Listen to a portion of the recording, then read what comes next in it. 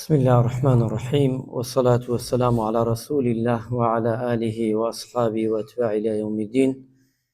يا أيها الذين آمنوا اتقوا الله وقولوا قولا سديدا يصلح لكم أعمالكم ويغفر لكم ذنوبكم ومن يطع الله ورسوله فقد فاز فوزا عظيما.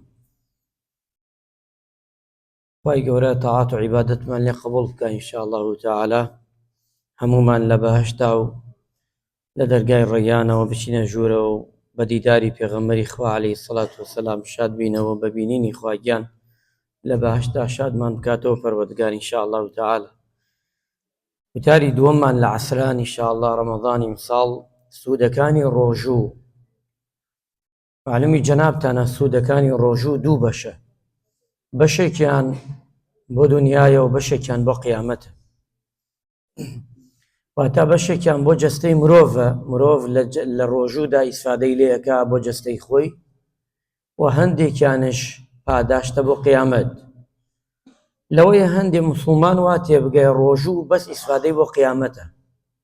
نەخێر، ڕۆژوو چەندی سوودی هەیە بۆ قیامەت ئەو ئەندازە زیاترش سوودی هەیە بۆ جەستەی مرۆڤ لە دنیادا. یەکی لەوانە ئینسان کاتێ بە ڕۆژوو دەبێ هۆرمۆنی گەشە کاتێ ئینسان گیانی گەشە دەکات لە کاتێ بە ڕۆژوو دەبێت واتە نوێ دەبێتەوە، تازە ئەبێتەوە.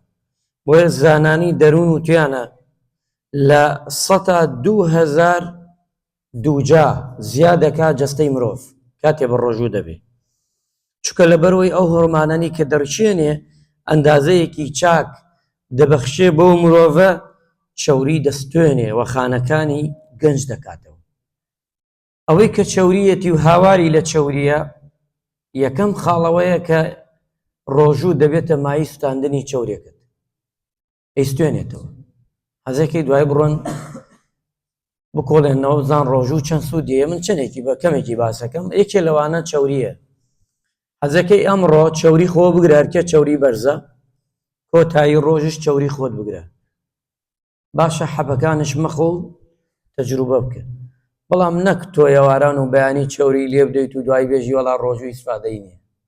هەیوان ناڵێن ئێمە لەگەڵی ئاڵێین جەستەی تۆ بە ئەندازەی خۆی چەوری بخۆ، بەڵام ئەو چەوریە بەشی ناکات ڕۆژەکە ئیستوێنێ. کە سوتاندی خانەکانی چیە بێ؟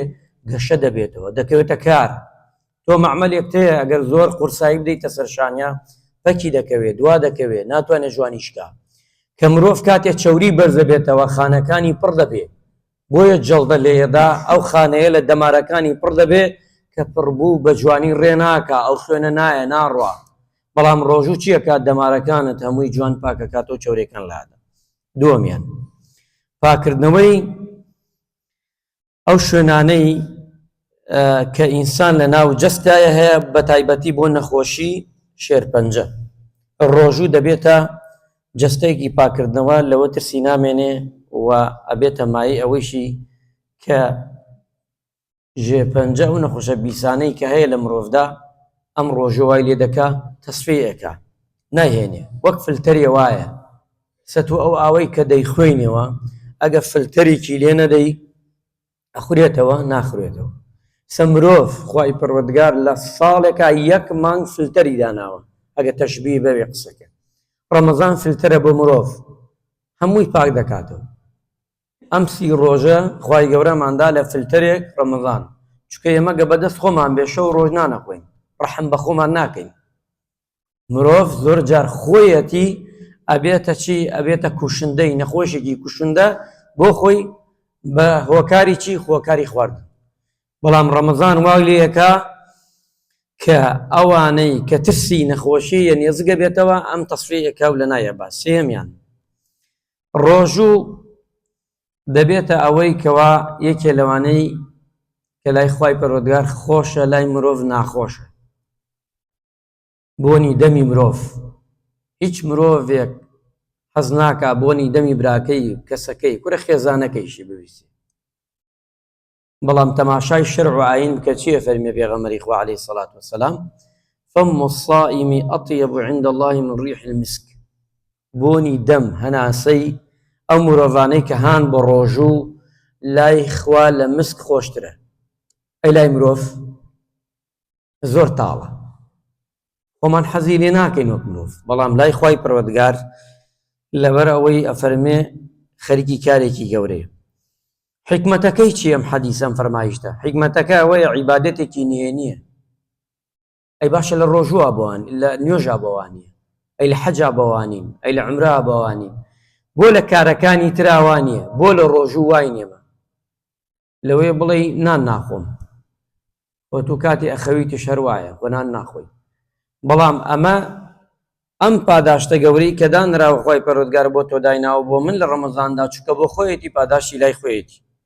حکمەتی ئەوەی عیبادەتێکی نهێنیە. ئیسا من ئەتوانم بڵێم بە ڕۆژوم و ڕۆژوش نەگرم، تۆش وایە، بەڵام کەسێتر ناتوانێت بۆ نمونە بڵێ نوێژم کرد و یان نوێژم نەکرد، نوێژەکە دیارە، بەڵام ڕۆژەکە ئەتوانی بڵێ بە ڕۆژوم و بۆ خۆت بینی و خۆت و خوا بخۆیتەوە.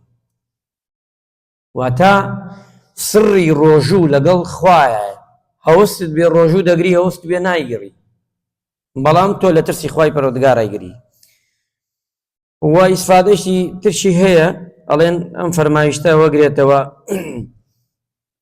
تەئسیری لە جەستە و لە بڵێن ئیسفادەی بۆ جەستە هەیە و شەکرەش ئەتوێنێتەوە و بۆ شەکرەش باش. چوارەمیان بەهێزکردنی ئەندامەکانی جەستەی مرۆڤ. خوای پەروەردگار بەهێزیەکە، چونکە جەستەی مرۆڤ چەندین زیاتر سوودی پێیەگا لە ڕۆژوودا، و جەستەی مرۆڤش حس ئەکا بەو شتانەی کەوا لا ئەچێ و دەڕوا نامێنێ لە لە ئینەکە خراپەکانیدا، و ئەبێتە ئیسفادەی بۆی لە نەخۆشیەکان دوور دەکەوێت. کۆنتڕۆڵکردنی تووڕەیی، دێینەوە بۆ تووڕەیی، چی شتێک تووڕەکەمان ئەخۆینەوە زۆرجار ڕۆژوو، چونکە تووڕەیی سیفاتێکی خراپە، ئەوەی زوو تووڕە بێ هەوڵدا تەرکیکە، چکە بۆ مرۆڤ نییە، لەو کاتە شەیطان پێیە.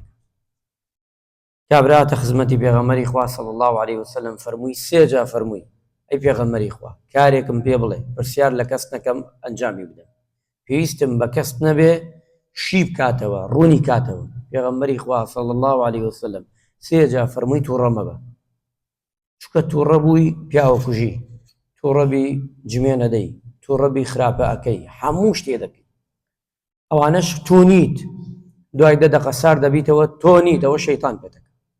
ئەبێ وریابی تووڕەیی خۆت کۆنتڕۆڵ بکە. والکاظمین الغیظ والعافین عن الناس، تووڕەیی زۆر زەرەرەدا لە مرۆڤ. بۆیە پێغەمبەری خوا فەرمی عەلەیهی سەڵات وەسەلام ڕۆژوو ئارامی دێرێ بۆ دڵ و دەروونی مرۆڤ خۆشبەختە بێ، بەختەوەرە بێ. ئای سەگشتمان دڵمان خۆشە، چیمان پێدرێوە لە بەیانیان بە ڕۆژووە تایسە، هیچ موژدەیە دراوە بە کەسمان؟ نا. ئایا مژدەمان پێدراوە چینە باشت؟ ئایا مژدەمان پێدراوە عیبادەت قەبوڵە؟ ئایا مژدەمان پێدراوە پارەی بەشمان دەسەکەوێ بە ڕۆژوو؟ ئایا مژدەمان پێدراوە خانی باشمان دەسەکەوێ؟ نە هیچ. ئەی بۆ دڵمان خۆشە، این خوایە. ئەو دڵ و دەروونەت کە ئارامە، لەسەر خۆیە، نەرمونیانە، دڵت خۆشە، ئەوە گشتین ڕۆژۆکەیە. ڕۆژەکانی تروانیە، بەڵکو زۆر تووڕەیی سێرەکەی بازەجار کێشە، ئێستا هەرچی بێگوێی نادەیتێ. بۆیە پێغەمبەری خوا فەرمی عەلەیهی سەڵات وەسەلام ئەگەر کەسی هات بۆلاتان شەڕی پێفرۆشتن، تۆ بڵێ ڕۆژهام بە ڕۆژوو کاکە واز بێنە، بیکە خاتری خۆیان بە ڕۆژوو، گەرێ ئەوە نەبڵێ دوورکەوی تۆ لۆی. ئەگە بێدەنگ بوو باشە، بێدەنگ بوو وازی لێبێنەوە جێی بێلە لێی دوور بکەرەوە، چکە ئەوە باشترین شتەکە ئینسان بیکە.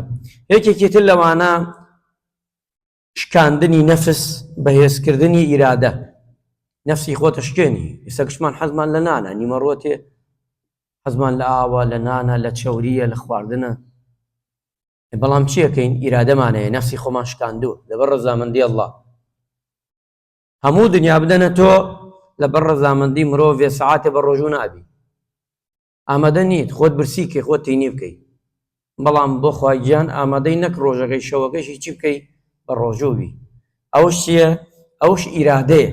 واتە ئینسانە بێ بۆ عیبادەت تیلاک بێ. ئەتەوێ بەهەشتێکی پان و بەرینی دەستکەوێکەمە ئیلاک نەبی؟ ناکرێ. پێغەمبەری خوا صلی الله علیه و ئەصحاب و یاران هاتنە لای وتیان پێغەمبەری خوا کەی نەسەی خواتێ؟ وتی بۆیەوە چیتان کردووە؟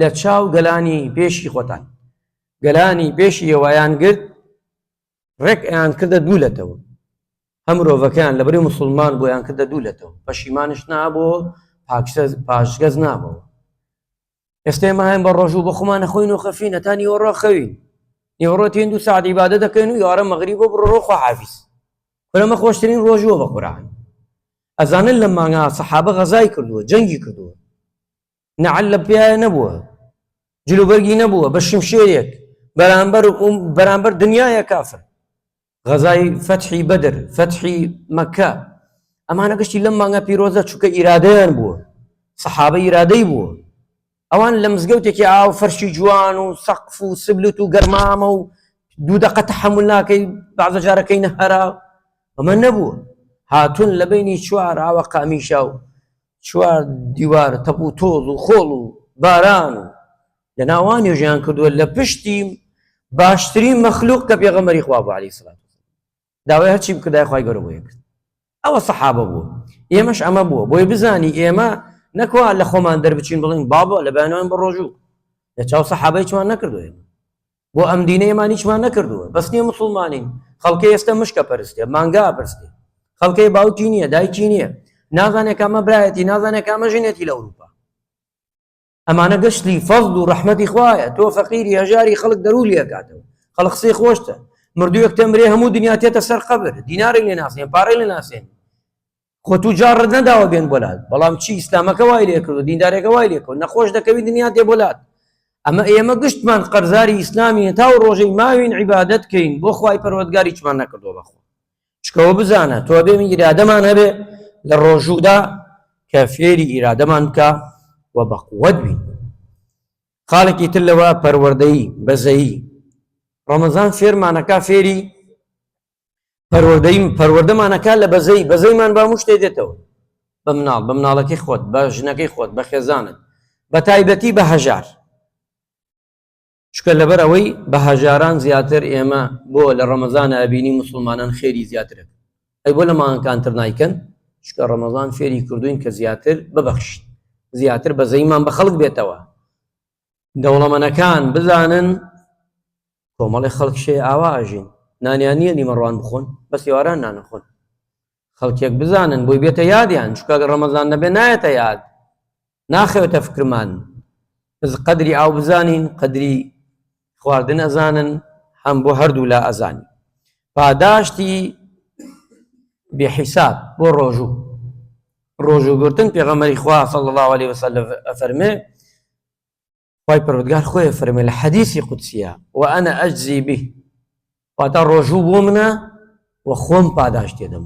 ئەی پێغەمبەری خوا صلی الله علیه وسلم پاداشتی ڕۆژوومان بۆ باسکە پێغەمبەری خوا فەرمووی خوا ئەزانێ ئیتر ئەبێ پاداشتەکەی پەروەردگار چی بێ بۆیە وتیانە پاداشتی عیبادەت دە بۆ 700 دەست پێیەکە ئێمە دوێنێ باسمان کرد حەوسەکە ئەمە بۆ فەرزێ ئەی فەرزەکە بە 700 فەرز هەنووسرێ یەک فەرزی ڕەمەزان بە 10 فەرز هەنووسێ دەکەش بە 700 هەنووسێ پاداشتەکەیشی 700 جار ئەبێ فی 700 بکەی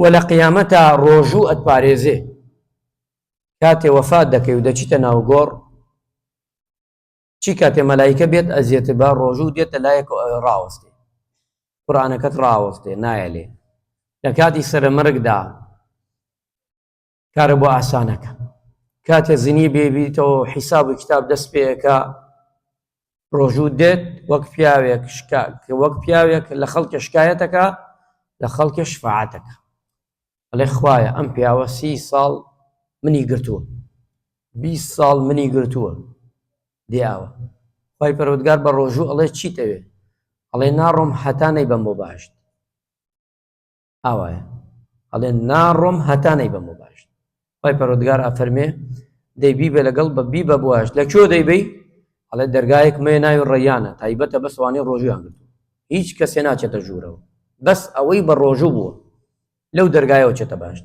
ناوی ڕەیانە لەو دەرگایەوە ڕۆژوانە چنە باشتەوە یعنی ئەوەی ڕۆژوو ناگرێ لەو نەک ڕۆژوو ناگرێ عوزریەیە قەینا با عوزری بێ ئەوە عوزری شەرعی بێ و فدیەکەی بدا و دوای بیگرێتەوە حسابی ڕۆژوو ئەوانەی وەخت وا نایگرن عەفو کە نایگرن لەو دەرگایە ناشتنە ژوورەوە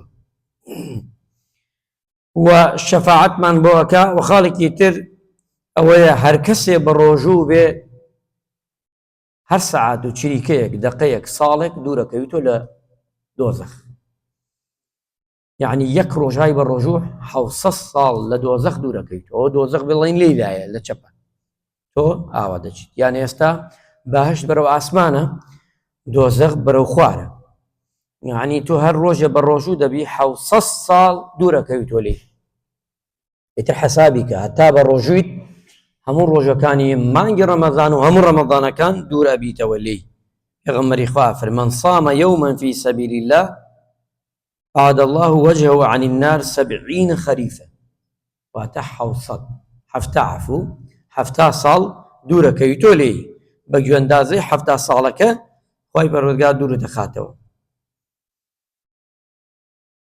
کۆتای خاڵمانەوەیە کاتێ خەڵک لە ساحەی مەحشەرە ڕائەوەستێ، تەبعەن هەر دەرگایەک و داوای کۆمەڵی خۆیەکە.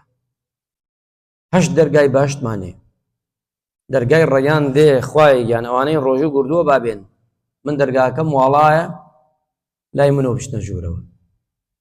شخصی وایە 8 دەرگایە هەر هەشتی بانیەکە. خۆشبەختی بۆ کەس. ئیمامی ئەبوبەکر قایدی ئەو وەجبەیە 8 دەرگایە هەر هەشتی بانیەکە. سوپاس بەخوا ها بە ڕۆژوو نوێژەکە زەکاتەدا جیهادی کردووە حەجە هەموو دەرگاکان ناوەکانی هەمووی بانی لێیەکە. وەک ئیمامی ئەبوبەکر پێغەمبەری خوا فەرمووی عەلەیهی سەڵات وەسەلام کەس هەیە ئەی پێغەمبەری خوا هەر 8 دەرگاکە بانگیکا وتی بەڵێ وتی تۆی. بە ئیمامی ئەبوبەکری فەرموو تۆی هەر 8 دەرگاکە بانگ دەکا. کەواتە خۆشبەختی بۆ ئەو کەسەی کە ئەتوانێت لەم ڕەمەزانەدا ڕۆژێکی جوان چاک باش دەگرێت. ڕۆژەکەمانش بەچی پاکردنەوەمان لە چی لە هەموو نەخۆشیەکان سوپاس بەخوای پەروەردگار لایەدا و ڕوحمان بەرز ئەبێتەوە ئەچینە ئاستی مەلایکە و عیبادەت و ئەتوانین بەدەستی بێنین خۆشبەختی دنیا و قیامەت بە ڕۆژوو و ئەتوانینیش ببینە ئەوەی کە ئەم مانگە مانگێکی ڕبەرەکەت و خێرە و بتوانین خێری چاک و باش کۆ بکەینەوە. خی گەورە لێمان وەرگرێ و ڕۆژوو مانگی ڕەمەزان و عیبادەتمان لێ قبوڵ بکە و ئەم ڕۆژۆ بکاتە سیحەت باشی و بکاتە سیحەتی باشی قیامەتمانیش قەبر و کاتێ دەگەڕێنەوە بەلای پەروەردگار لەناو قەبردا و کاتێ ڕوحمان ئەسێنرێ پەروەردگار و کاتێک ئەچینە ساحەی مەحشەر و کاتێ ئەچینە حوزوری خوا. خی گەورە ڕەحمان لێ بکە و بێتە